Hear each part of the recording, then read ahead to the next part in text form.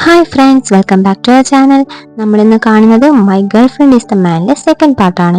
എപ്പിസോഡിൻ്റെ തുടക്കത്തിൽ തന്നെ കാണുന്നത് നമ്മുടെ ഹീറോയിൻ്റെ പാരൻസ് ആണെങ്കിൽ ഒരു പാവകളി പോലെ എല്ലാം വെച്ചിട്ട് അവളുടെ അമ്മ കൊച്ചിലെ അവളും ഒരിക്കൽ പയ്യനായിട്ടുണ്ടായിരുന്നു എന്നുള്ള കാര്യം മക്കളുടെ അടുത്ത് പറയാണ്, നമ്മുടെ കുട്ടി ഹീറോയിൻ്റെ അടുത്തും ചേച്ചിയുടെ അടുത്തും. നിങ്ങളിനി പെട്ടെന്ന് ഒരു ദിവസം പയ്യനായി മാറിയാൽ നിങ്ങൾ എന്ത് ചെയ്യും ചോദിക്കും. അപ്പോൾ ചേച്ചിയാണെങ്കിൽ ഞാൻ ഭയങ്കര ബോൾഡായിരിക്കും, ഹാപ്പി ആയിരിക്കും എന്ന് പറയും. അപ്പോൾ നമ്മുടെ ഹീറോയിൻ ആണെങ്കിൽ ഒന്നും പറ്റത്തില്ല, എനിക്ക് പെൺകുട്ടിയായിട്ട് തന്നെ ഇരിക്കണം, എനിക്ക് ഇതേ പറ്റുള്ളൂ എന്ന് പറയും. എന്നിട്ടാണെങ്കിൽ നമ്മുടെ ഹീറോയിൻ വലുതാകുമ്പോൾ പാരൻസ് അത് കാണിച്ചു കൊടുക്കുന്നുണ്ട്, അമ്മ ബോയ് ആയിട്ടുണ്ടായിരുന്ന കാര്യമല്ല, നിങ്ങൾക്കും അങ്ങനെ ഉണ്ടാവാൻ ചാൻസ് ഉണ്ട്, അത് നമ്മുടെ ഫാമിലിയുടെ ഒരു ശാപമാണെന്നൊക്കെ പറയും. ഇത് കേൾക്കുമ്പോൾ ചേച്ചിയാണെങ്കിൽ ഭയങ്കരമായിട്ട് ചിരിക്കും. അപ്പോൾ നമ്മളുടെ ഹീറോയിൻ ചോദിക്കും, നിനക്കൊക്കെ ചിരിക്കാൻ എന്തായിരിക്കുന്നത്, ഇതൊന്നും കളിയുള്ള കാര്യമൊന്നുമല്ല, എനിക്ക് എന്തായാലും പയ്യനാവണ്ടെന്ന് പറയും. നമ്മുടെ ഹീറോയിൻ അവിടെ നിന്ന് എഴുന്നേറ്റ് പോകുന്നുണ്ട്. അടുത്ത സീനിൽ നമ്മുടെ കഴിഞ്ഞ എപ്പിസോഡിന്റെ കണ്ടിന്യൂഷൻ ആണ് കാണിക്കുന്നത്. നമ്മുടെ ഹീറോ ആണെങ്കിൽ ഹീറോയിനെ കിസ് ചെയ്യാൻ വേണ്ടി ഭയങ്കരമായിട്ട് ട്രൈ ചെയ്യും. പക്ഷെ അവനിപ്പോൾ ഒരു ഹീറോ അല്ലേ, പയ്യനല്ലേ, അതുകൊണ്ട് തന്നെ അവനെ കൊണ്ടത് പറ്റുന്നുണ്ടായിരിക്കില്ല. പക്ഷെ നമ്മുടെ ഹീറോയിൻ ആണെങ്കിലും അതിനെ അവൻ അന്തം വിട്ടായിരിക്കും നോക്കിക്കൊണ്ടിരിക്കുക. ആ സമയം അവിടേക്കാണ് ചേച്ചി വരുന്നുണ്ട്. ഉടനെ അവർ രണ്ടുപേരും കൂടെ ഇങ്ങനെ ക്ലോസ് ആയി ഡോറിന്റെ പിറകെ ഇരിക്കും. അപ്പം നമ്മുടെ ഹീറോയിൻ ആണെങ്കിൽ ഷൂ മിണ്ടല്ലേ എന്ന് പറയും, അവൾ കേൾക്കുന്നു. ചേച്ചി ആണെങ്കിലും അവളെ കാണാതെ അതിലേക്കൂടെ അങ്ങ് പോകുന്നുണ്ട്. ഓ ഭാഗ്യം, ചേച്ചി കണ്ടില്ല എന്നൊരു സമാധാനിക്കും. പക്ഷെ ശരിക്കും പറഞ്ഞാൽ നമ്മുടെ ചേച്ചി അത് കണ്ടിട്ടുണ്ടായിരിക്കും. ഓ ഈ ഒരു സാഹചര്യത്തിലും ഇവർക്ക് എങ്ങനെ ഇങ്ങനെ സ്നേഹിക്കാൻ പറ്റുന്നു. നമ്മുടെ ഹീറോയിനായിട്ടുള്ള പയ്യനുണ്ടല്ലോ, ഇപ്പം ഇരുന്ന് ഓർത്ത് കരഞ്ഞിട്ടിരിക്കുകയായിരിക്കും. ഹീറോ അവനെ കിസ് ചെയ്യാൻ വന്നിട്ട് കിസ് ചെയ്യാതെ പോയതും ആ ഒരു അഫക്ഷൻ്റെ കുറവും എല്ലാം ഓർത്തോർത്ത്. ഇവിടെ നമ്മുടെ ഹീറോയ്ക്കാണെങ്കിലും എന്തുകൊണ്ട് എന്നെ കൊണ്ട് പറ്റുന്നില്ല, അതെൻ്റെ ഹീറോയിനാണെന്ന് എനിക്കറിയാം, പക്ഷെ എന്നെ കൊണ്ട് അവളുടെ അടുത്ത് അടുക്കാൻ പറ്റുന്നില്ലല്ലോ എന്ന് പറഞ്ഞുകൊണ്ട് ഹീറോ ഇവിടെ കിടന്ന് തല പൊളിഞ്ഞുകൊണ്ടിരിക്കുകയായിരിക്കും. അടുത്ത ദിവസം നമ്മുടെ ഹീറോയിൻ ആണെങ്കിൽ അവൻ്റെ അമ്മേനെയും പപ്പേനെയും കാണാൻ വേണ്ടി അവരുടെ സലൂണിൽ വരുന്നുണ്ട്. അപ്പോൾ അമ്മയാണെങ്കിൽ അടുത്ത് വരുമ്പോൾ അമ്മ എന്ന് മനസ്സിൽ പറയും, പക്ഷെ അമ്മയ്ക്ക് അറിയില്ലല്ലോ അവർ മോളാണെന്ന്. നീ വരുന്നുണ്ടോ, നമുക്ക് ഹെയർ കട്ട് ചെയ്യണോ എന്നൊക്കെ ചോദിക്കും. പക്ഷെ ഇല്ല വേണ്ടാന്ന് പറഞ്ഞിട്ട് അവൻ പോകാൻ നിൽക്കും. അപ്പോഴാണെങ്കിൽ അവളുടെ അച്ഛനും വരുന്നുണ്ട്. അച്ഛന്ന് മനസ്സിൽ പറയുമെങ്കിലും അച്ഛൻ്റെ അടുത്തൊന്നും മിണ്ടത്തില്ല. എന്നിട്ട് ഇവൻ്റെ മക്കളും ഇവിടെ നിന്നാണ് ഹെയർ കട്ടൊക്കെ ചെയ്യുന്നത്, വാ ചെയ്യാം എന്നൊക്കെ പറയുമ്പോൾ ഇല്ല വേണ്ട, പിന്നൊരു ദിവസം ആവട്ടെ എന്ന് പറഞ്ഞിട്ട് ഹീറോ പോകുന്നുണ്ട്. ഹീറോയുടെ പാരൻസ് ആണെങ്കിലും ചിരിച്ചോണ്ട് നോക്കി നിൽക്കുന്നുണ്ട്. ഹീറോയിനാണെങ്കിൽ ഇങ്ങനെ ഒരു ബെഞ്ചിലിരിക്കുകയായിരിക്കും. ആ സമയം അവൾക്കൊരു മെസ്സേജ് വരും, ആദ്യം കണ്ടില്ലായിരുന്നു ഒരു ഇൻ്റർവ്യൂ, അതിന് ജോബായി എന്ന് പറഞ്ഞിട്ട്. പക്ഷേ ഇപ്പം എന്ത് ചെയ്യാൻ പറ്റും, ഹീറോയിൻ അല്ലല്ലോ, പയ്യനല്ലേ, അതുകൊണ്ട് തന്നെ എനിക്ക് ആ ജോബ് കിട്ടില്ലല്ലോ എന്ന് ഓർത്ത് അവൻ വിഷമിച്ചുകൊണ്ടിരിക്കുകയായിരിക്കും.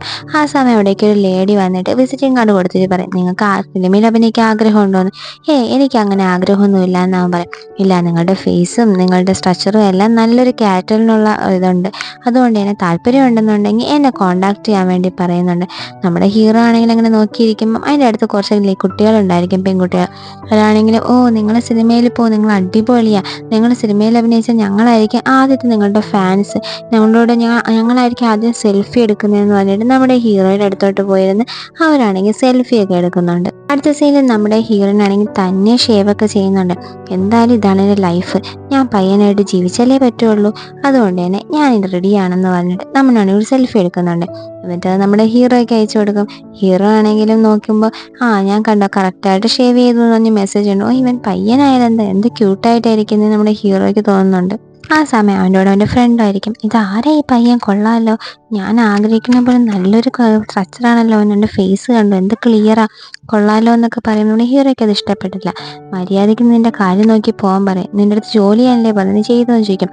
നമുക്കിവിടെ റോബോട്ട് വാങ്ങിച്ചു വെച്ചാലോ എന്ന് അവൻ പറയും. ആളെ വരാത്ത കടയ്ക്ക് നീ റോബോട്ടിൻ്റെ ആവശ്യം തന്നെ ഉണ്ടെന്ന് പറയും. പക്ഷേ നീ എന്തിനാ ദേഷ്യപ്പെടുന്നതെന്ന് ചോദിക്കും.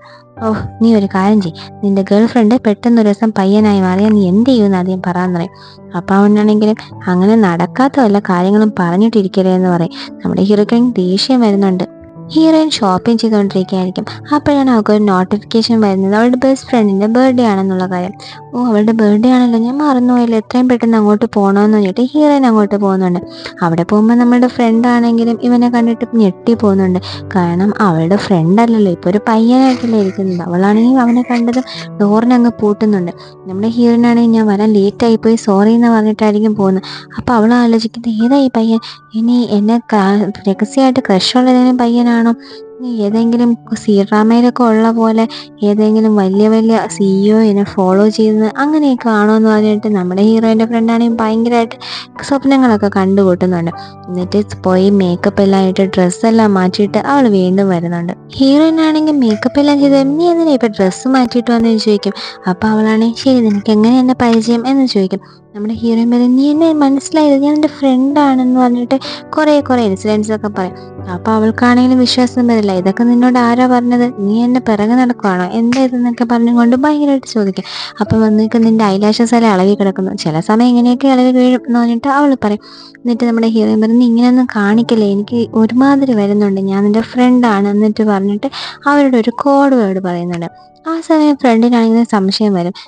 എന്ത് കോഡ് വേർഡ് നിനക്കെങ്ങനെ അറിയാമെന്ന്? എടി ഞാൻ എൻ്റെ ഫ്രണ്ടാണ്, ആ കോഡ് വേർഡ് ഇവർക്ക് രണ്ടുപേർക്കും മാത്രമേ അറിയത്തുള്ളൂ. കുട്ടിക്കാലത്ത് ഇവരൊരു സാധനം കഴിക്കാൻ പോയിട്ടുണ്ടായിരുന്നു. ഇവളുടെ പപ്പയാണെങ്കിൽ നല്ല സാധനവും നല്ല ടേസ്റ്റി ആണെന്ന് പറഞ്ഞത് നമ്മുടെ ഹീറോയിൻ ആണെങ്കിൽ അത് ഇഷ്ടപ്പെട്ടിട്ടുണ്ടായിരുന്നു. അന്ന് തൊട്ട് അവർ ആ ഒരു പേരിനെ അവരുടെ ഒരു കോഡ് വേർഡായിട്ട് യൂസ് ചെയ്യാൻ തുടങ്ങി. ആ കോഡ് വേർഡ് വെച്ച് ഒരു പാട്ട് തന്നെ ഉണ്ടാക്കിയിട്ടുണ്ട്. ആ ഒരു പാട്ടും പാടി നമ്മുടെ ഹീറോയിൻ ഇപ്പോൾ ഡാൻസ് കളിക്കുമ്പോൾ ഒരുമാതിരി തോന്നുന്നുണ്ട്. അവസാനം അവൾ പറയും ഇത് നിർത്ത്, ഞാൻ വിശ്വസിച്ചു എന്ന്. എന്നിട്ട് അവൾക്ക് വിശ്വാസം വരാതെ 100 ക്വസ്റ്റ്യൻസ് ഒക്കെ എഴുതി കൊടുക്കുന്നുണ്ട്, നീ ഇതൊക്കെ ഫില്ല് ചെയ്ത് തരാം. അപ്പോഴും അവൾ കറക്റ്റായിട്ടെല്ലാം ഫില്ല് ചെയ്ത് കൊടുക്കും. നീ എൻ്റെ ഫ്രണ്ട് തന്നെ ആയതെന്ന് ഞാൻ വിശ്വസിക്കാം, പക്ഷേ എന്നാലും എനിക്ക് വിശ്വാസം വരുന്നില്ല, ഞാൻ നിന്നെ തൊട്ട് നോക്കട്ടോ, നീ എന്താ ഇങ്ങനെ ഇരിക്കുന്നതെന്നൊക്കെ ചോദിക്കും. അപ്പോൾ അവൾ പറയും നീ ആദ്യം എനിക്ക് ഇത്തിരി വെള്ളം എടുത്തുകൊണ്ട് വന്ന് തരാൻ പറ്റുമോ എന്ന് ചോദിക്കും. അങ്ങനെ ഇപ്പോൾ കൊണ്ടുവരാൻ വേണ്ടിയിട്ട് ഫ്രണ്ടാണെങ്കിൽ വെള്ളം എടുക്കാൻ പോകുന്നുണ്ട്.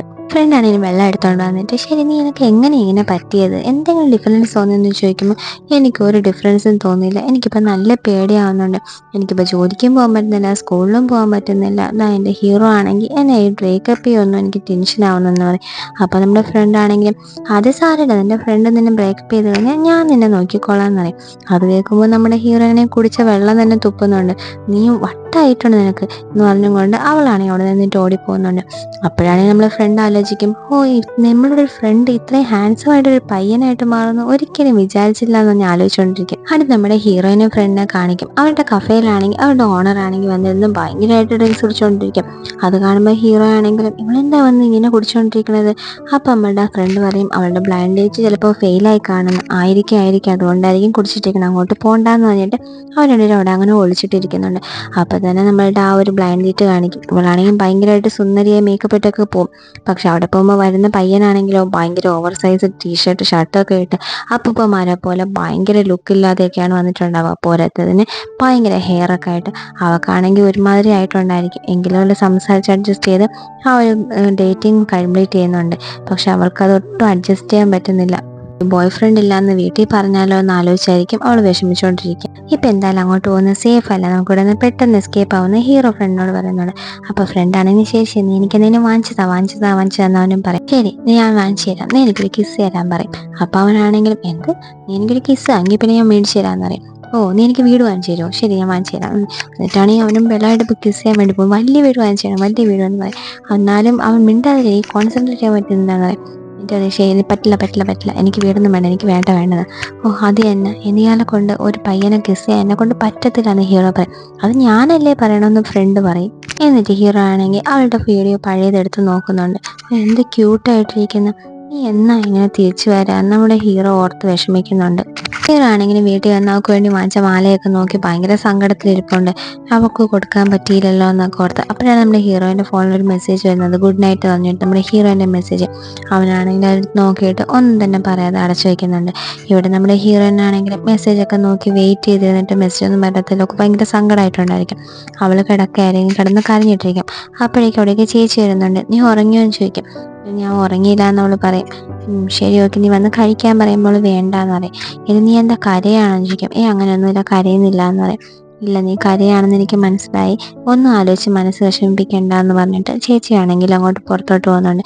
ചേച്ചിക്കാണെങ്കിലും ഭയങ്കര സങ്കടമായിട്ടിരിക്കും. ഒരു ദിവസം നമ്മുടെ ഹീറോ ആണെങ്കിൽ ഹീറോയിനെ കാണാൻ വേണ്ടി വന്നിട്ടുണ്ടായിരിക്കും.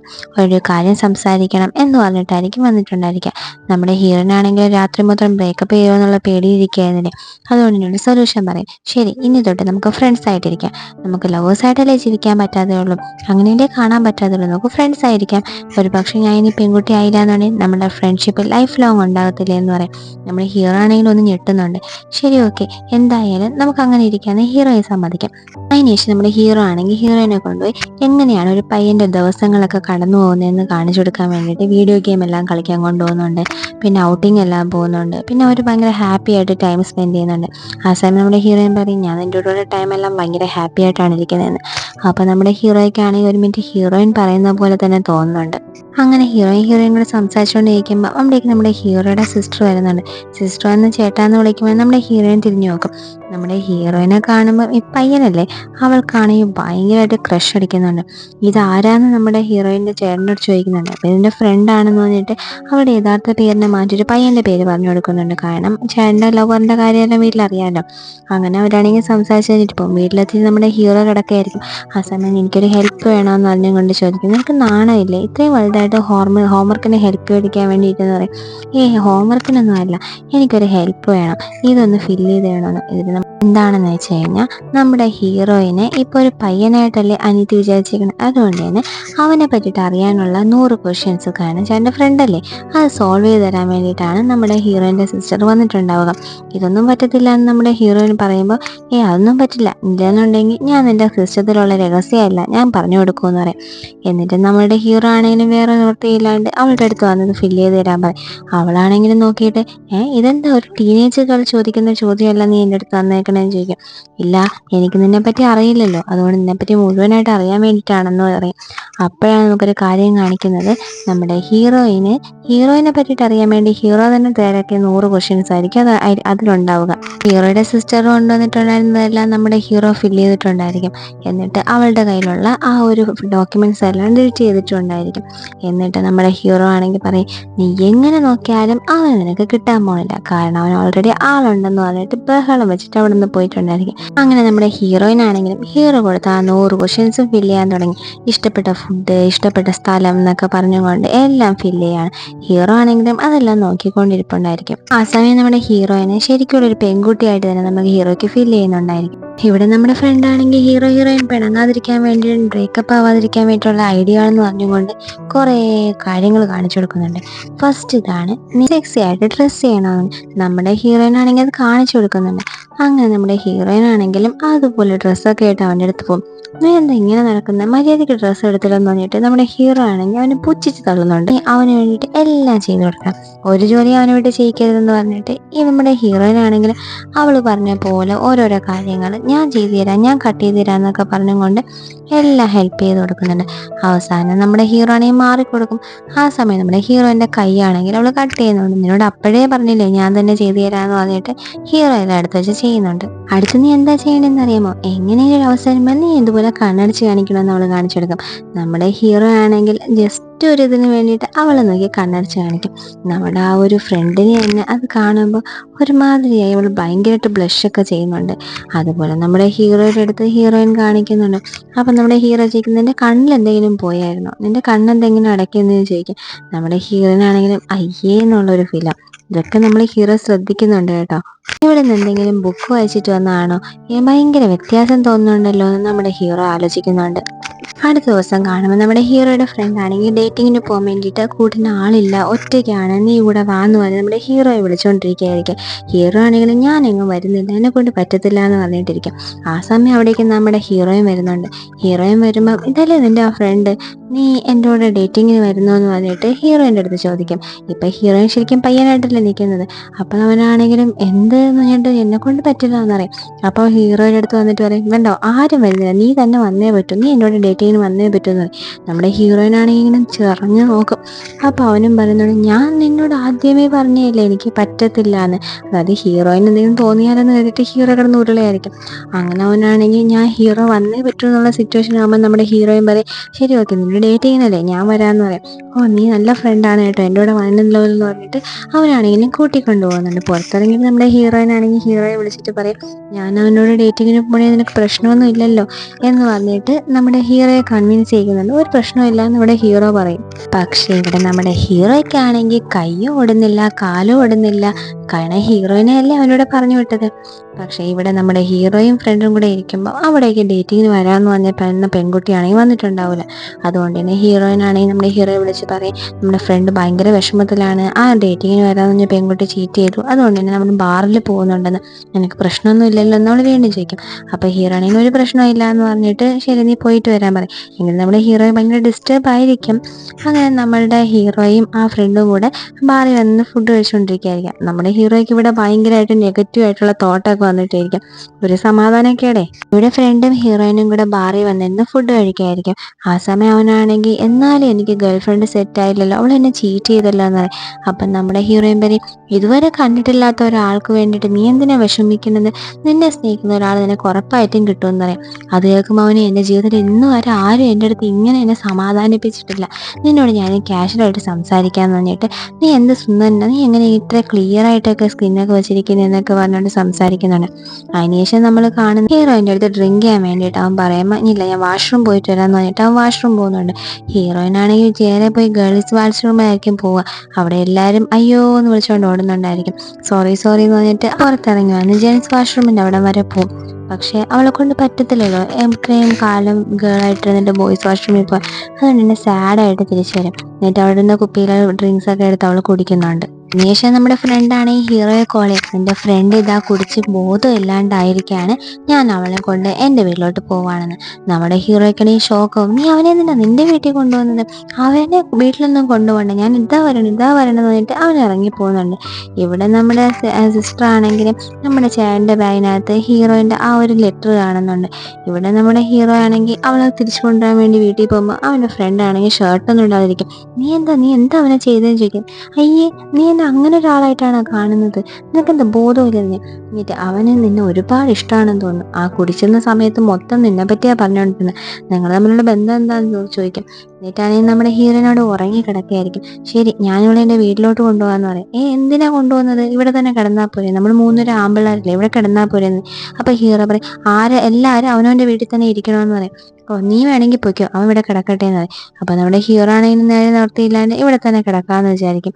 അങ്ങനെ നമ്മുടെ ഹീറോ അതിൻ്റെ ഇടയിൽ കിടക്കുന്നുണ്ട്. ഇവിടെ നമ്മുടെ ഹീറോയുടെ അനിയത്തി ആണെങ്കിൽ നമ്മുടെ ഹീറോയിനെ പറ്റി എഴുതിയിട്ടുള്ള 100 ആൻസർ കണ്ടിട്ടുണ്ടാവില്ലേ. അപ്പോൾ അവൾ മനസ്സിലാക്കി എന്താണെന്ന് വെച്ചാൽ ചേട്ടൻ ഒരു പയ്യനെയാണ് സ്നേഹിക്കുന്നതെന്ന് കേട്ടിട്ട് അവൾക്ക് ഭയങ്കര ടെൻഷനിൽ ഒരു സമാധാനം ഇല്ലാണ്ട് അവൾ കിടപ്പുണ്ടായിരിക്കും. അങ്ങനെ അടുത്ത ദിവസം നമ്മുടെ ഫ്രണ്ടിൻ്റെ കൂർക്കം വലിയായിട്ട് നമ്മുടെ ഹീറോ എണീക്കുന്നുണ്ട്.